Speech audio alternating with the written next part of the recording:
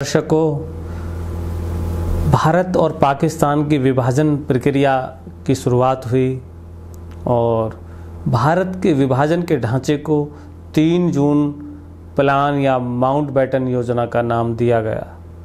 भारत और पाकिस्तान के बीच की सीमा रेखाएं लंदन के वकील सर सिरिल रैडक्लिफ ने तय की। हिंदू बहुमत वाले इलाके भारत में और मुस्लिम बहुमत वाले इलाके पाकिस्तान में शामिल किए गए।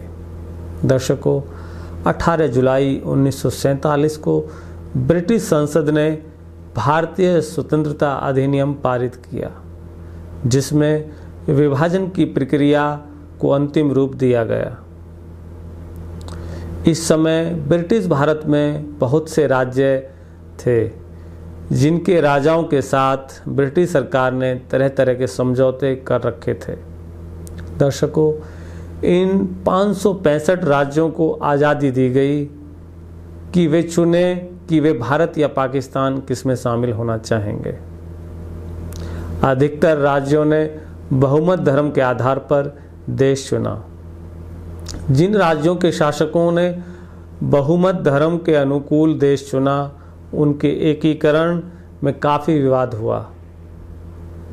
देखें भारत का राजनीतिक एकीकरण। विभाजन के बाद पाकिस्तान को संयुक्त राष्ट्र में नए सदस्य के रूप में शामिल किया गया और भारत ने ब्रिटिश भारत की कुर्सी संभाली। दर्शकों, जब दोनों देश बन गए तो संपत्ति का बंटवारा किया गया।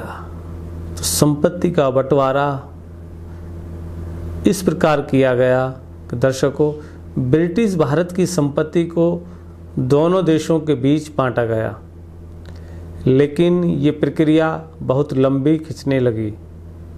गांधी जी ने भारत सरकार पर दबाव डाला कि वे पाकिस्तान को धन जल्दी भेजें, जबकि इस समय तक भारत और पाकिस्तान के बीच युद्ध शुरू हो चुका था और दबाव बढ़ाने के लिए अनशन शुरू कर दिया। भारत सरकार को इस दबाव के आगे झुकना पड़ा और पाकिस्तान को धन भेजना पड़ा। 22 अक्टूबर 1947 को पाकिस्तान ने कश्मीर पर आक्रमण कर दिया। उससे पूर्व माउंटबेटन ने भारत सरकार से पाकिस्तान सरकार को 55 करोड़ रुपए की राशि देने का परामर्श दिया, किंतु केंद्रीय मंत्रिमंडल ने आक्रमण के दृष्टिगत ये राशि देने को टालने का निर्णय लिया। किंतु गांधी जी ने उसी समय ये राशि तुरंत दिलवाने के लिए आमरण अनशन शुरू कर दिया, जिसके परिणाम स्वरूप ये राशि पाकिस्तान को भारत के हितों के विपरीत दे दी गई। नाथूराम गौडसे ने महात्मा गांधी के इस काम को उनकी हत्या करने का एक कारण बताया, लेकिन नाथूराम गौडसे का ये दुष्कृत्य अत्यंत निंदनीय था, जिसे किसी भी रूप में क्षमा नहीं किया जा सकता।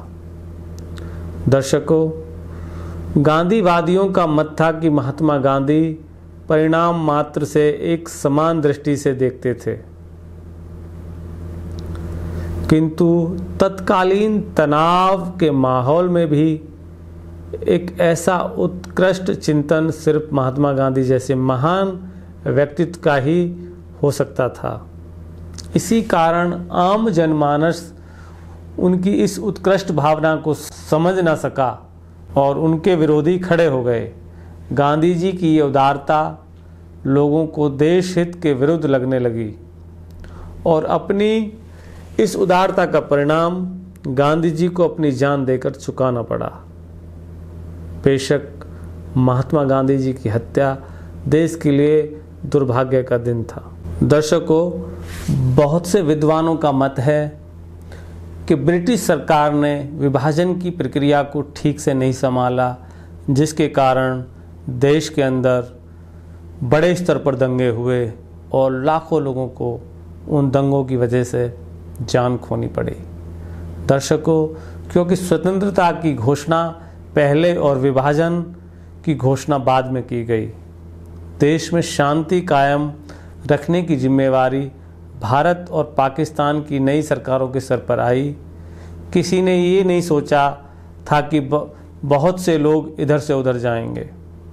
लोगों का विचार था कि दोनों देश में अल्पमत संप्रदाय के लोगों के लिए सुरक्षा का प्रबंध किया जाएगा। लेकिन दोनों देशों की नई सरकारों के पास हिंसा और अपराध से निपटने के लिए आवश्यक प्रबंध नहीं थे। दर्शकों, फलस्वरूप दंगा हुए और बहुत से लोगों की जानें गई और बहुत से लोगों को घर छोड़कर भागना पड़ा। अंदाज़ा लगाया जाता है कि इस दौरान लगभग 5 लाख से 30 लाख लोग मारे गए, कुछ दंगों में तो कुछ यात्राओं की मुश्किलों से। आलोचकों का मत है कि आज़ादी के समय हुए नरसंहार व अशांति के लिए अंग्रेज़ों द्वारा समय पूर्व सत्ता हस्तांतरण करने की शीघ्रता व तत्कालिक नेतृत्व की अदूरदर्शिता उत्तरदायी थी। दर्शकों, उस समय बहुत सारी चीज़ें हुई, बहुत सारे डिसीजन हुए, कुछ डिसीजन गलत हुए, कुछ सही हुए, लेकिन कहीं ना कहीं उन सब डिसीजन का जो असर पब्लिक पर पड़ा और बहुत से परिवारों ने, बहुत से लोगों ने अपने परिजन, अपने सगे संबंधी खोए और उसके बाद देश की आज़ादी 2 देशों को मिली। दर्शकों, जब दोनों देश बन गए तो दोनों देशों के बीच विभाजन का एक लंबा दौर चला। विभाजन के बाद के महीनों में 2 नए देशों के बीच विशाल जन स्थानांतरण हुआ। पाकिस्तान में बहुत से हिंदुओं और सिखों को बलात् बेघर कर दिया गया, लेकिन भारत में गांधी जी ने कांग्रेस पर दबाव डाला और सुनिश्चित किया कि मुसलमान अगर चाहें तो भारत में रह सकें। सीमा रेखाएं तय होने के बाद लगभग 1,45,00,000 लोगों ने हिंसा के डर से सीमा पार करके बहुमत संप्रदाय के देश में शरण ली।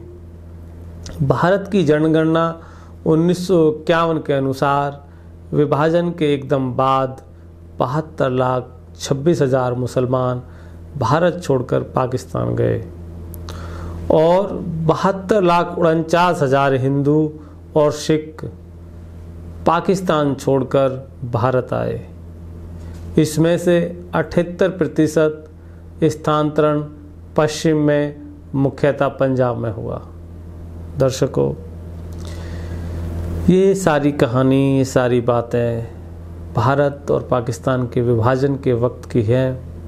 उस समय जो परेशानियां देश और देश के लोगों को आई और क्या क्या घटनाएं उस समय घटी, उन सब पर हमने प्रकाश डाला।